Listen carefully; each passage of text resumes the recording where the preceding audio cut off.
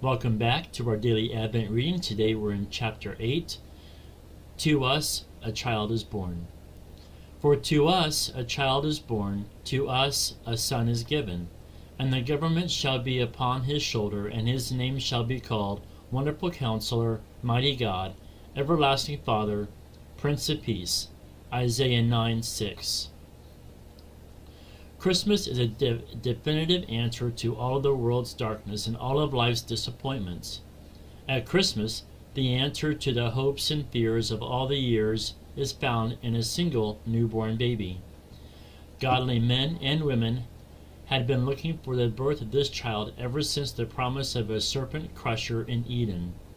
The people of Israel had long been awaiting the arrival of the one who would embody all of their hopes. The prophets had been declaring the coming of a Messiah, and the expectation of such a deliverer steadily grew. And, as he prophesied, the coming of the light to the darkness, Isaiah has significant fuel to the fire of this longing by giving wonderful detail about the identity and work of this coming king. In Isaiah's day, the people of God still had centuries to wait before his arrival, but we do not. Today, peer with me, if you will, into the first century food trough and marvel at the one who lay there. This child is our wonderful counselor. In the ancient world, kings were known in some measure by their counselors. The extent of their authority and rule was made apparent by the number of advisors they could call upon for guidance. A wise ruler is honest enough to recognize they cannot possibly know everything about everything, and therefore they need people to give them advice. And yet this king, Isaiah said, would have none, not because he lacks wisdom, but because he is the embodiment of it. He himself is the wonderful counselor. He has no need of any outside wisdom in order to rule with absolute perfection as well as total authority. He requires no advice. He makes no mistakes, and he never merely guesses as to the best way forward. For himself or his subjects, as a wonderful counselor, he has a perfect plan. This child is our mighty God, and therefore he has the power to execute the perfect plan. After all, a plan in and of itself is no good if you cannot execute it. But here is a king who can walk on water and heal the sick, and raise the dead. He is the divine king, and nothing is too hard for him. Christ's authority will never come to an end, for he is the Lord of creation. The wonder of wonders, miracle of miracles, it is that this God has entered into our circumstances, assumed the frailty of the creatures, and embraced human weakness in the fullness of his power. Never let it cease to amaze you that with eyes of faith you peer into that food trough at the baby who lies inside. You are looking at the mighty God. This child is our everlasting Father. Here, removed from God's plan and power to his paternity. The child who was promised in Isaiah is our everlasting Father. This title here is not a reference to the first person of the Trinity, for it was God the Son who took on human flesh. Isaiah is saying that Jesus is like a perfect Father to his people. Father-like he tends and spares us, well our feeble frame he knows. In his hand he gently bears us, rescues us from all our foes.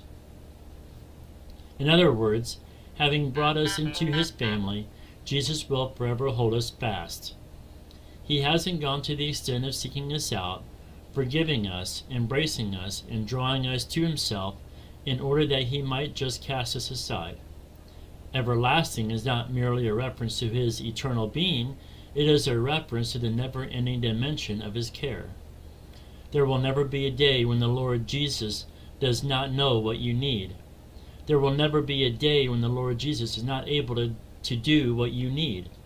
And there will never be a day when the Lord Jesus does not long to do what you need for his love, for you is father-like.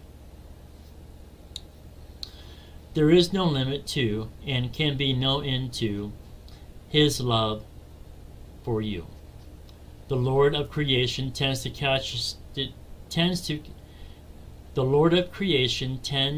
to us each day in every way like a perfect Father. This child is our Prince of Peace. Sin spoils things for all of us. It separates us from one another and from God. All of us by nature are alienated and hostile in mind to our Creator. But the Prince of Peace has come.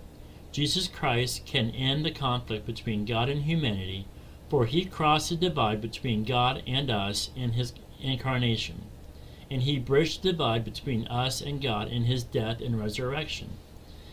He is the only one who is able to take the place that we deserve to take because of our sin. He is the only one who loves us enough to choose to take our place despite our sin.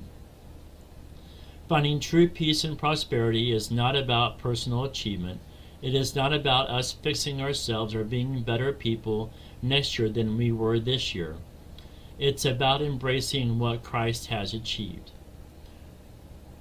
O, our wonderful Counselor, mighty God, everlasting Father, and Prince of Peace has come. Without Jesus, if we possess everything, we really have nothing. And with Jesus, even if we possess nothing, we really have everything. We can joyfully submit to his plans, bow the knee to his rule, rely on his tender care, and let his peace dwell in our hearts. For to us this child, this King, has been born. Today, let's reflect upon a question here.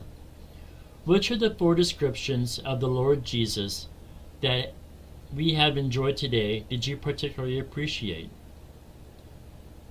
What does it prompt you to praise Jesus for? And what does it lead you to ask him to do or for you? It came upon the midnight clear, that glorious song of old, from angels bending near the earth to touch their harps of gold. Peace on earth, goodwill to men, from heaven's all-gracious King. The world in solemn stillness lay, to hear the angels sing. And yea, beneath life's crushing load, whose forms are bending low, who toil along the climbing way, when painful steps and slow. Look now, for glad and golden hours come swiftly on the wing. O rest beside the weary road, and hear the angels sing.